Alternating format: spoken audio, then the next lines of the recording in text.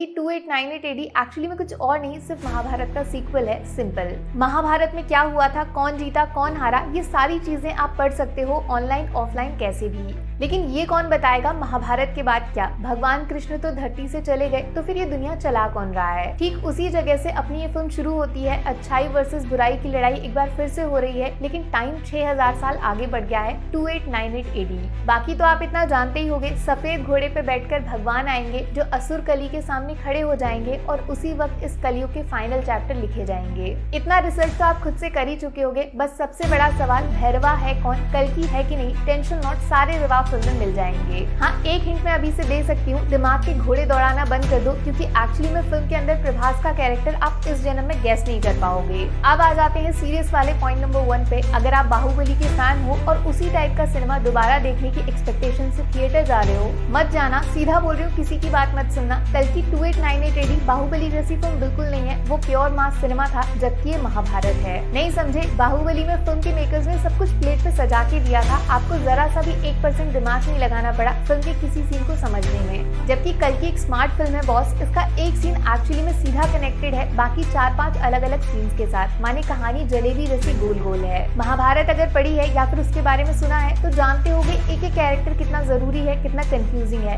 Chess का game बोल सकते हो। कहने का मतलब ये है कि कल्कि देखने जाओगे तो दिमाग साथ में लेकर जाना पड़ेगा, बाहुबली जैसा सिर्फ मास प्रेजेंटेशन बेस्ड सिनेमा यहाँ नहीं मिलेगा। पॉइंट नंबर 2 थोड़ा सा और कड़वा लगेगा प्रभास के सच्चे फैंस को, क्योंकि कल्कि 2898 एडी रियलिटी में प्रभास की फिल्म है ही नहीं। सॉरी डार्लिंग्स, जिस फिल्म का लीड एक्टर पिक्चर में एंट्री करने के लिए 20 मिनट का लंबा इंतजार कराता है और 3 घंटे की पूरी ड्यूरेशन में 1/3 भी फिल्म में दिखाई नहीं पड़ता है, अगर आप सिर्फ उसको सेलिब्रेट करने के लिए थिएटर्स जाना चाहते हो तो सॉरी टू डिसअपॉइंट यू, कल्कि किसी एक स्टार की फिल्म नहीं है, ये उससे भी नेक्स्ट लेवल सिनेमा है। टीम वर्क फिल्म है ये बॉस, हर कैरेक्टर कहानी को बढ़ाने के लिए जरूरी है। यहाँ कोई वन मैन शो नहीं मिलेगा, ना ही कोई किसी एक्टर की पूजा करेगा। कहने का मतलब ये है कि कहानी ही इस फिल्म की असली हीरो है और प्रभास एंड बाकी कास्ट मेंबर्स बस सपोर्टिंग रोल्स में है, अपना काम चुपचाप कर रहे हैं। गुस्सा मत हो भैया, पॉइंट नंबर 3 तो सुन लो। जिस फिल्म को इंडियन सिनेमा के लिए गेम चेंजर बोला जा रहा है, एक्चुअली में उसका गेम चेंजर कोई और नहीं, प्रभास खुद है। कल्कि के 2 घंटे 50 मिनट एक साइड रख दो और लास्ट के 10 मिनट बिल्कुल अलग। यहाँ पे उन सब लोगों को जवाब मिल जाएगा जो अक्सर पूछते हैं प्रभास को इतनी बड़ी बड़ी फिल्म्स क्यों और कैसे मिल जाती हैं। गॉड लेवल स्क्रीन प्रेजेंस है उनका इस फिल्म के क्लाइमेक्स में, आप मानोगे नहीं, पूरी दुनिया एक साथ मिलकर भी गेस नहीं कर सकती, ऐसा शॉकिंग ट्विस्ट डाला है। प्रभास का कैरेक्टर जिस तरीके से फिल्म के लास्ट 10 मिनट में ट्रांसफॉर्म होता है, उसके लिए 10,000 रुपए का टिकट खरीदना भी डिस्काउंट जैसा है। वैसे डिस्काउंट से याद आया, पॉइंट नंबर 4, जहाँ पैसा बचा सकते हो वहाँ पैसा बचा लेना चाहिए यार। 2D वर्सेस 3D गेम इस फिल्म में ज्यादा कुछ इंपॉर्टेंट नहीं है।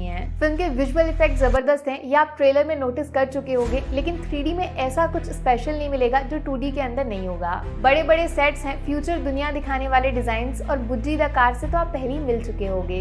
ऑनेस्टली ये सब 2D में भी उतना ही कमाल के दिखेंगे जितना 3D में, तो ये वाला पॉइंट थोड़ा पर्सनल एडवाइस जैसा है, एक्स्ट्रा पैसे खर्च मत करना 3D के चक्कर में। जैसे ब्रह्मास्त्र आई थी ना, उस फिल्म के अंदर सिर्फ 3D सीन्स ही उसका बेस्ट पार्ट थे, अगर थिएटर में 3D नहीं देखते तो पिक्चर के अंदर कुछ बचता ही नहीं। लेकिन कल्कि को 2D 3D से ज्यादा फर्क पड़ता नहीं है, क्योंकि ये फिल्म आपको सिर्फ आंखों से नहीं दिमाग पे जाके हिट करके इम्प्रेस करना चाहती है। दिमाग खर्च करो, पैसा नहीं। अब वापस पॉइंट नंबर 5, सबसे इम्पोर्टेंट, नाग अश्विन के पास कहानी सुनाने के लिए बहुत कुछ है, डायरेक्ट माइथोलॉजी का खजाना खोल दिया इन्होंने, बट कहानी सुनाने का तरीका यार थोड़ा सा कैजुअल है। फिल्म में बहुत सारी जगह पे ऐसा लगेगा ये सीन खत्म क्यों नहीं हुआ अभी तक, स्लो लंबा रबर जैसा। कुछ अनवांटेड मटेरियल भी है, जैसे दिशा वाला एक लंबा सीक्वेंस, उसके बिना फिल्म थोड़ा और फास्ट हो सकती थी, इससे मेन कहानी पे ब्रेक और ऑडियंस भटक जाती है। माने फर्स्ट हाफ में तो पब्लिक को सिर्फ रेडी किया जाता है वर्ल्ड क्रिएशन करके, रूल्स क्या है, प्रेजेंट में क्या चल रहा है, गंगा का पानी क्यों सूख गया वगैरह वगैरह। लेकिन सेकंड हाफ आते ही नाग अश्विन स्विच हो जाते हैं नरेशन से सीधा प्रेजेंटेशन पे, एक्शन एक्शन एक्शन। 80% फिल्म का सेकंड हाफ ओनली मार धाड़ होगा।